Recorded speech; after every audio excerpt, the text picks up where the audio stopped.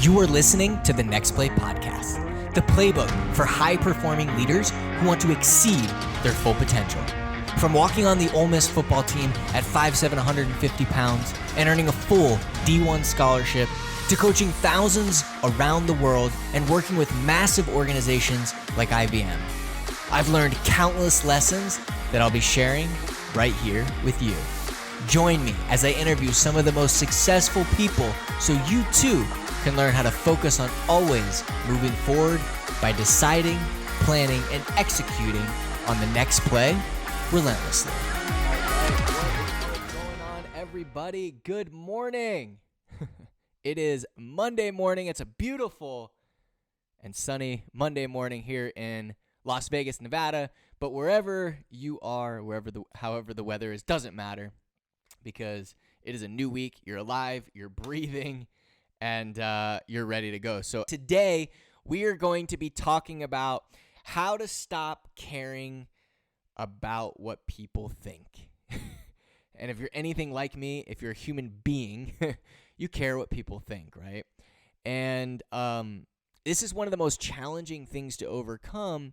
And when we talk about experiencing things like fear of failure and fear of success, this is one of the things that really holds us back from getting what it is that we want. We're always constantly worrying what people think, and it's really, really challenging. And sometimes we don't realize that it's what people think about us that's really stopping us from getting to that next level. And so today we're really going to dive into this and break it down, talk about the emotional aspect of it, and then things that you can do moving forward to stop worrying about what other people think and to start worrying about what you think and the closest 20% to you think. And that's the key. And we're going to break down. So there's two painful emotions, okay? So listen to me closely on this. There's two painful emotions we always try to avoid.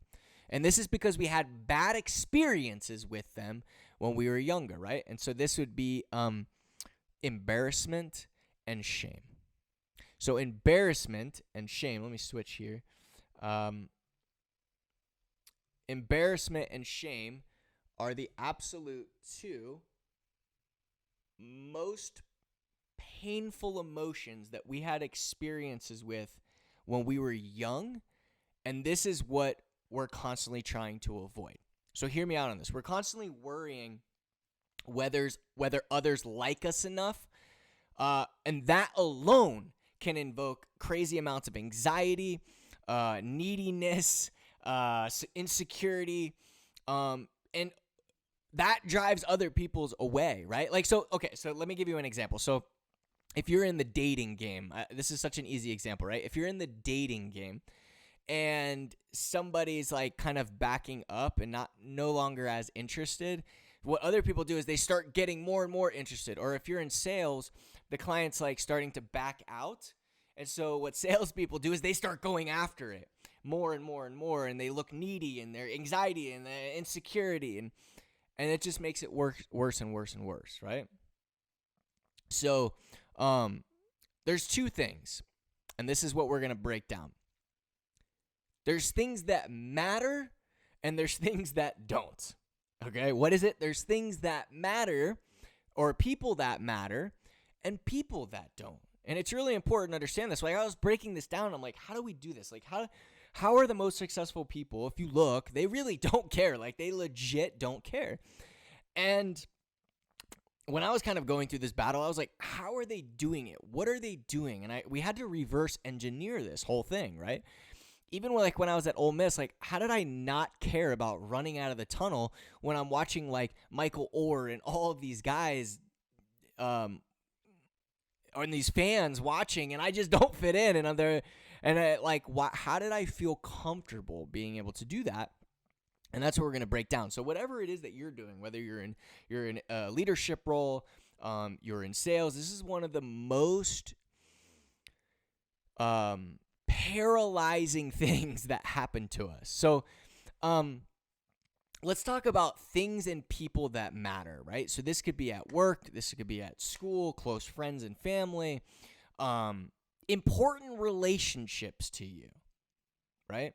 These two emotions that we were talking about, embarrassment and shame, these can actually be a really good thing when it matters, when it's around people that matters, right? So interesting, I was reading some studies and like I wanted to figure out what was going on, and the studies show, and I'll cite this. So studies show that we are likely to be more considerate and kind, and also, listen to this, more likely to be motivated to correct past mistakes when we experience embarrassment and shame. So that's the reason that they're there, is so that we can fix past mistakes, right? We don't want to make the same mistakes over and over again. And what embarrassment and shame do is they help you to fix past mistakes so you don't do it over and over and over again. So on one level, right, this is a good, caring what other people think is a really good thing. It's a good thing. What happens is we start caring about what other people think that don't matter to us, or that are just insecure people, or that are just trying to hurt you. And this is when it starts affecting everything in our life, and it gets really, really bad, really, really fast, right? And this is where you see people go down that slippery slope, and it's bad, right? So let's talk through this, right? What about things and people that don't matter, right? Unfortunately, these things have the most control over our life, and they obviously shouldn't, right? Like social media, for example. People you never even talk to don't care about you. You don't care about them, right? But have the most control over a lot of the decisions, choices, and actions that we take, right? Social media, critics, like there's some people on social media, like they're hiding behind their screen, or even in person. Their job is to just be critics, right? You know some of these people in your life, like the critics, like the boring, amazing, perfect critics. And so, like someone says something, and you change your whole business model, right? So sometimes, for example, in sales, like a client will say something, and it's like, even if that thing that they replied back worked in the past, they stop doing it because of this one thing somebody said. Like, you'll see business owners do this all the time. They'll get like criticism from like one or two people, and they'll change their whole business model. They'll change their whole sales process. They'll change the whole way that they coach a team, or that they teach a class, or that they they change everything. And here's what's crazy. Here's what the studies say. There's a study. Here's the name of it if you want to check it out. Do others judge us as harshly as we think, overestimating the impact of our failures, shortcomings, and mishaps, right? And it shows, I'll summarize, it shows that most people overestimate what others think. So, for example, something happens, and, maybe it's in our office. We do something, and we have let's say we have a bad month. And we're like, oh my God, like, what do my coworkers think? What do my boss thinks? This, and we overestimate what people think. Like, if we have a bad game in a sport, and there's fans in the stands, and we go to our locker and we're all depressed, and we overestimate what everybody's actually thinking. And this is really, really important to understand. Like, mentally in our mind as human beings, we just naturally do that. We overestimate what people think. And that's the key word, is like how much and how badly others think about our failings, about our fallings. And I think once you make that decision that you don't care about failing, then not caring what people think gets easier and easier and easier. I made a big mistake, and I'm going to be very transparent with all of you right now, for a while. And I kind of hid back my real personality because I was worried whether I would get hired or not. Whether it would, I did that for years, and I regret it. I'm glad that I didn't let it get to the point where I totally became a different person. But I would not post certain things or not say certain things that I believed and felt from the bottom of my heart because I was worried. And here's what I've learned is that even if it's something you truly believe and it's for the people you care about, yes, it's going to repel people, but the people that it's going to attract are the people that you want in your life anyways. And what happened is I was attracting people in my life that we didn't really align and didn't believe in the same things. And when I would speak to them on the phone, for example, I would be like, oh man, like I don't really believe in that. Like I can't really talk about that. And so I had to make a decision, and I'm going to walk through those steps with you here today because I'm sure all of you are in situations in your life, and whatever your career, your leadership role, you're as an athlete, where you're experiencing overestimating what people think about you, and it's controlling the decisions, choices, and actions that you take, and ultimately it's controlling the outcome of your life. And that's the scariest thing, is when we look at other people controlling the outcome of our life. I don't know about you, but that scares the hell out of me. Like literally, it scares the hell out of me, right? So we've all had bad experiences, and because of this, we become fearful and allow fear to control us, right? We've had bad experiences of embarrassment. We all have, like, really bad experiences, okay? Like one of my worst events ever was at a really big event, 4,000. I'm going to give you, okay. There was an event, there's like 3,000 people, and I had my girlfriend at the time come to this event. It was her first event. It was my sister and my and my brother-in-law's first event. And all this stuff was going wrong, right? The flooring was all messed up. The whole event was a nightmare for them. The logistics were terrible. And I went up there and it was loud and you couldn't hear and it was echoey and I didn't adapt properly. And it was a god-awful event and a lot of people. And what was sad was that there's a lot of people that I really care about that were there. And I was bothered for a short period of time, but I got over it, right? And the question is, and the problem is, that a lot of people don't get over it. I got over it because I've been doing so many events, and I knew that I can get better, but it wasn't all me, right? And so the question that I have to ask is, how do we stop being bothered by what others think of us all the time and allow us to control all of the decisions and choices and actions and things that we do every single day, and control the outcome of your life? Because at the end of the day, you should get what you deserve, right?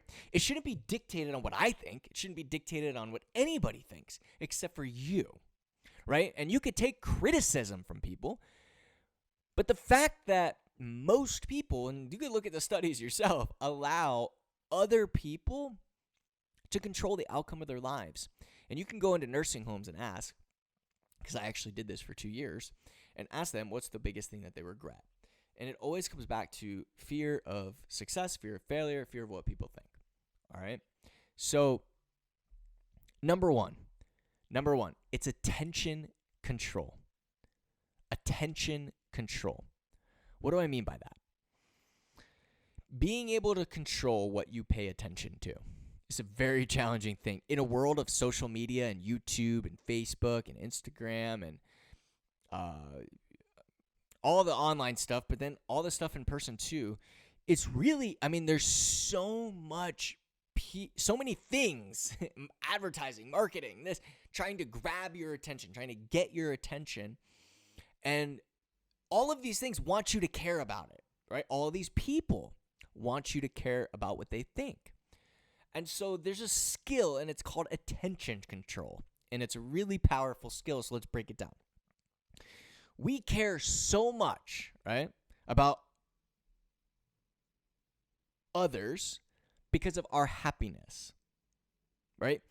And our happiness is dictated on the relationships in our life. So here's the 80-20 rule when it comes to attention control.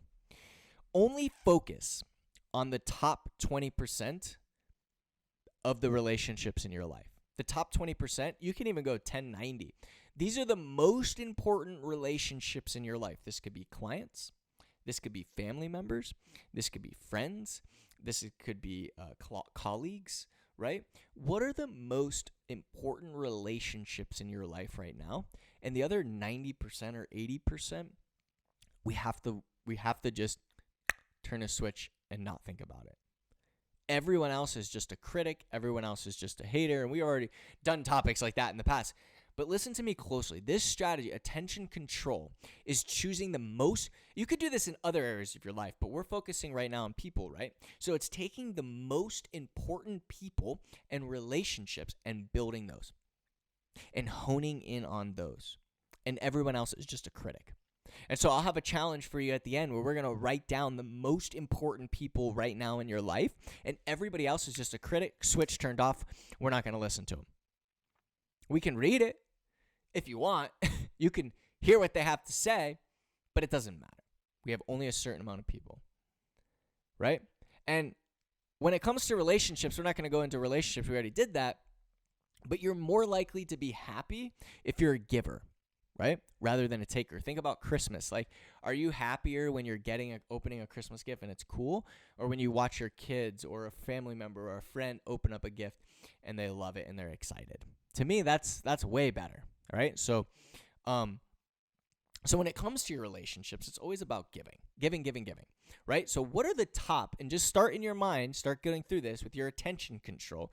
What are the top 10, maybe 5, 10, maximum like 15 most important people in your life that you're going to focus on building a relationship and having that attention control with that person versus, all these other people, social media people, all these colleagues that don't matter, friends that really probably aren't friends, right? Like,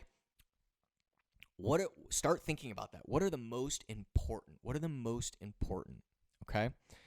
Number 2, insecure and hurt people, like who are hurt people. Insecure people and hurt people.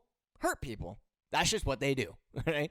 And I've learned this, like, as someone who always is constantly putting themselves out there, whether it's on social media or really the hardest one is in person, at events, thousands of people, right? And I've learned very quickly it's the insecure people and hurt people that like to hurt people. Like the people that are doing well and are excited and happy, they don't really care. They're not trying to hurt people, right?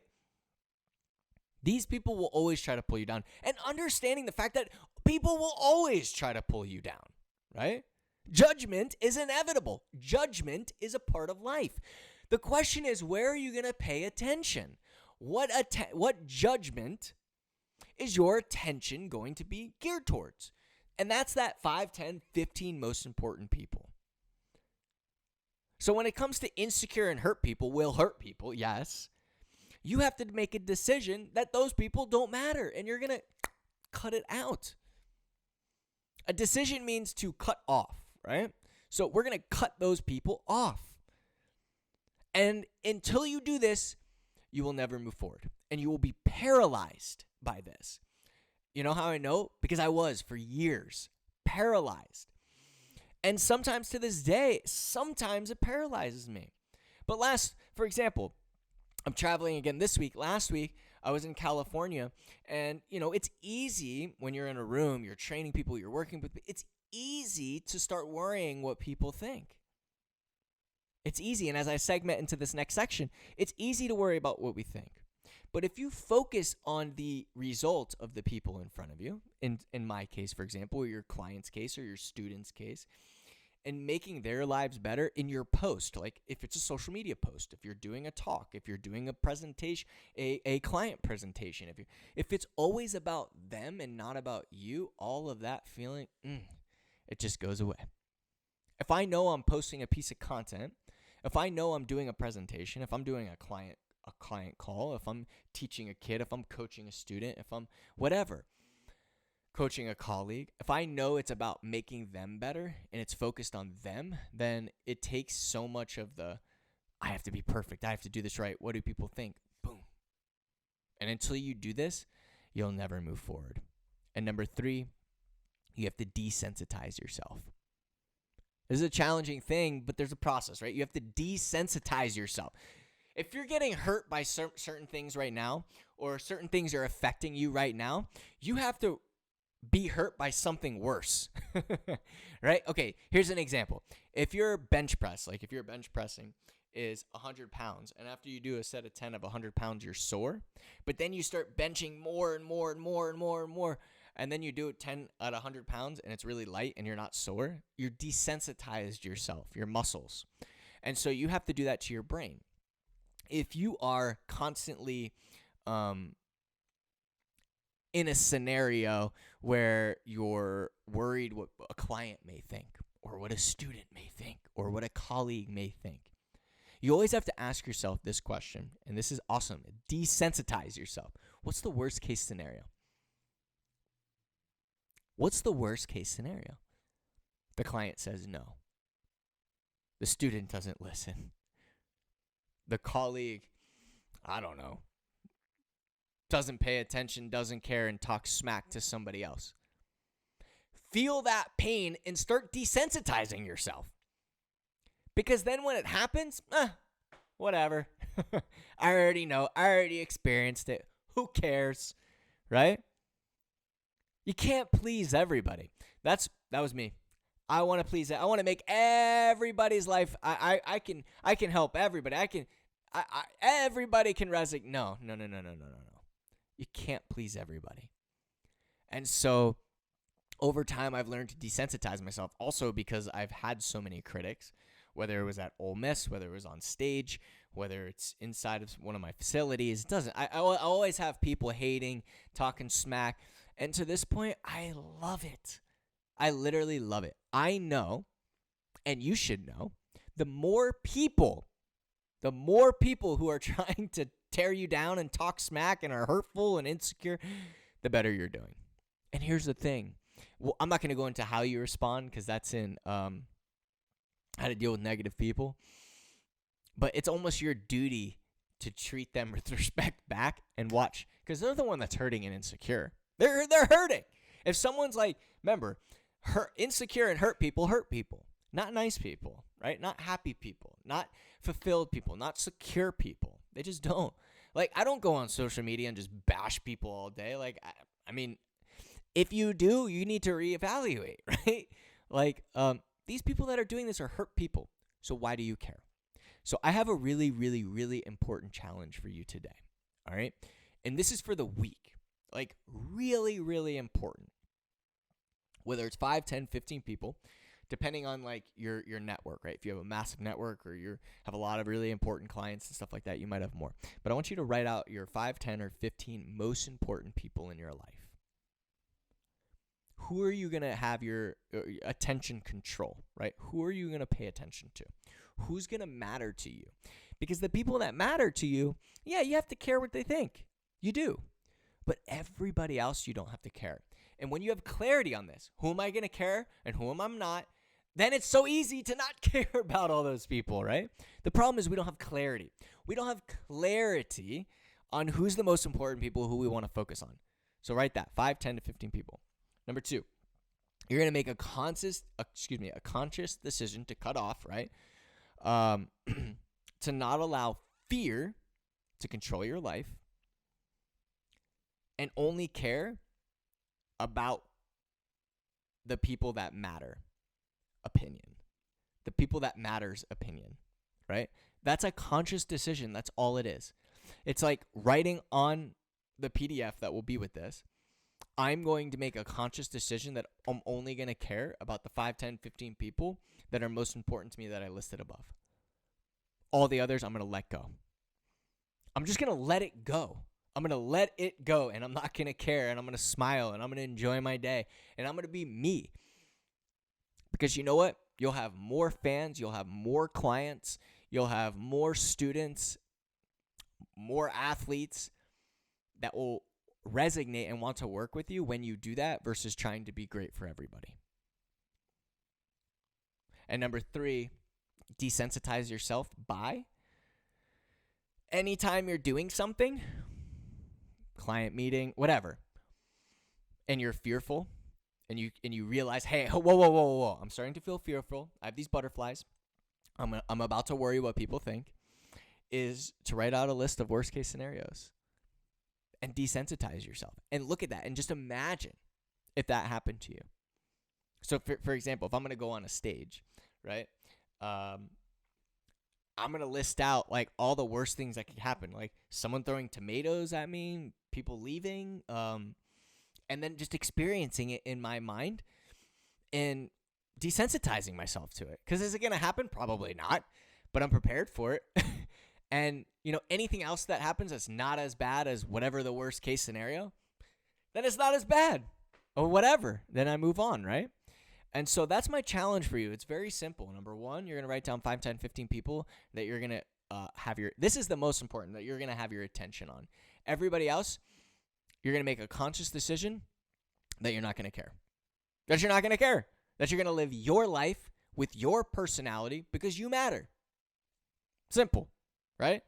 And then number 3, anytime you're doing anything outside of your comfort zone, right, as far as caring what people think, you're going to list the worst things that could happen and desensitize yourself to them. It's that simple. 3 steps. Literally 3 steps. And my challenge for you this week is to practice the hell out of this, because you're going to experience, I can't do that. Care what people think. Are they part of my 5, 10, 15? Yes or no? No. Okay. I'm not going to care.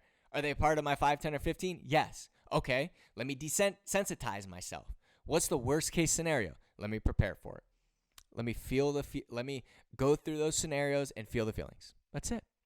That's all you have to do. And watch how it's like the most liberating thing too. The second you decide and it's done, like the second you decide and boom, it's gone. You feel amazing. I can post anything. I can do anything. Because you can be you. And your clients want to work with you because it's you. And your students want to listen to you because it's you. And that's the power of not caring what people think. And if you're online and you're social or whatever, and people want to be critics and say whatever, because you only have 5, 10, 15 people that matter. And all of them, you can listen, maybe get good feedback, maybe not. But that just decision and that liberate, it's just an amazing feeling. So that's my challenge for you. It is 9:31. We are so close to finishing on time, but that is okay. Listen, all of you, go and have a great week this week. Whatever you do, please, do not take this challenge and leave it on your desk. Right when we're done here, take 10 minutes. If you have 5 minutes, 15 minutes, and write down your 5, 10, 15 people. Write it down. Just do it right now. If you don't do it, you're going to forget. This is the one thing, like literally this 15-minute, maybe 20-minute exercise is going to free you from caring what other people think. Just that alone. All the other 2 steps, that's fine. It's a decision and desensitizing yourself. But that list of people is so important. So important to you. You focus on it. Everyone else you don't care about. All right? So take action. Right when we're done, I'm going to end this in 10 seconds. To pull out a piece of paper, 5, 10, or 15, or notes on your phone, and go out and have yourself an amazing week this week. It's Monday. It's the very end of the quarter. Make this the best week of the quarter, and finish strong. This is the 4th quarter of the 1st quarter. It's overtime. Actually, it's overtime of the 4th quarter. Or no, it's overtime of the 1st quarter. All right? So finish strong. You got a couple days left. Crank it out. Stop caring what people think. And I'll see all of you next Monday, ready to rock. And thank you for listening to this episode of the Next Play Podcast. If you liked the show, make sure to leave us a review. For more resources, visit relentlessuniversity.com or download the free Relentless University app. And if you're interested in having me speak at your next event, visit relentlessrichie.com. Until next time.